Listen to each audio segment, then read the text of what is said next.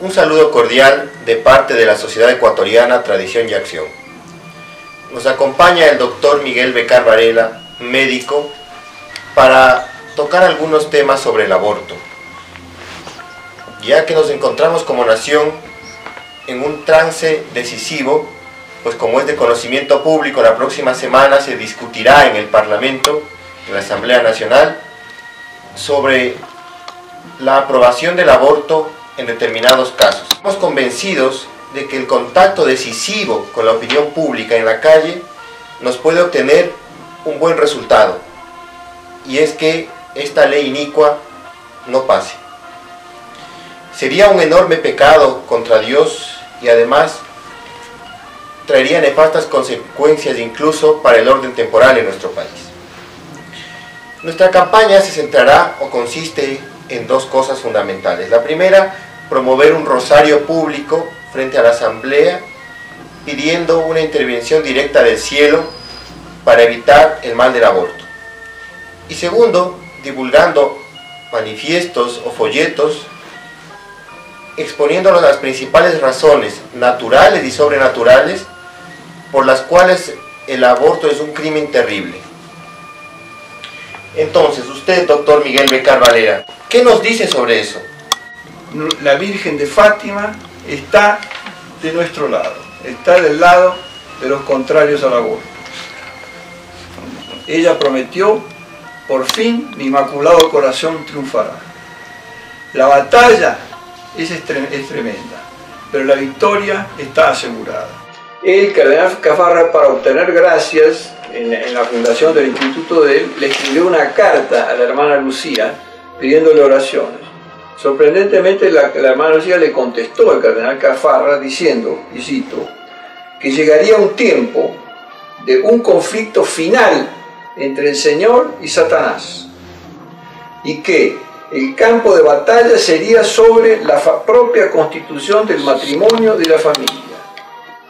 Y la hermana Lucía agregó: aquellos que lucharán en defensa de la matrimonio y de la familia serán muy perseguidos, pero no deben temer, porque la Santísima Virgen ya aplastó la cabeza de Satanás. Ahora, eso hace que el campo de batalla sea en el campo religioso, no es apenas un campo científico, un campo sociológico, un campo económico, es un campo religioso el problema del aborto.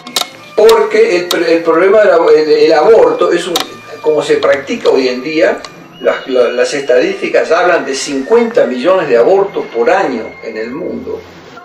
Es una especie de hecatombe de abortos, de almas que no tienen la salvación porque no reciben el bautismo. Eso es una especie que es un pecado que comete, ya no es un pecado individual de esta o de aquella mujer, de aquel hombre que fuerza a una mujer a abortar, sino que es un pecado en la cual la sociedad está involucrada, está envuelta, porque es un pecado de la sociedad en cuanto a un todo, porque el aborto de tal manera se ha transformado en algo aprobado. Entonces acontece que lo que un católico tiene que temer sobre todo es la justicia divina. Dios es infinitamente bondadoso, pero al mismo tiempo es infinitamente justo. Y debemos temer la justicia divina. Y lo peor del pecado contra del aborto es no tanto el pecado individual, sino cuando el aborto se transforma en una ley. Hay una profecía del profeta Isaías, en el capítulo 10 del profeta Isaías, que dice: ay de los pueblos que dictan leyes inicuas. Es una ley inicua la que está siendo impuesta, no solamente en Ecuador, sino en Argentina, en Chile, en Brasil, que es una ley inicua que está siendo impuesta en todos esos países y que deben levantar el temor de los católicos por el castigo de Dios. La profecía tan consoladora del triunfo de su Inmaculado Corazón, antes ella denuncia un pecado tremendo del mundo, en el cual evidentemente está incluido el pecado del aborto, casi un pecado universal hoy en día. Anuncia el pecado y amenaza con terribles castigos. Entonces, ¿cuál es la esperanza de un católico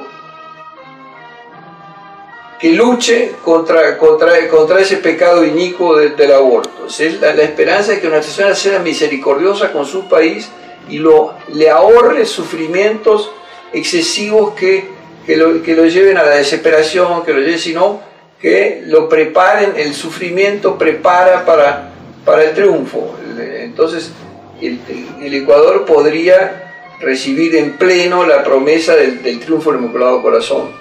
¿Qué mensaje daría usted a los católicos ecuatorianos para enfrentar el mal del aborto?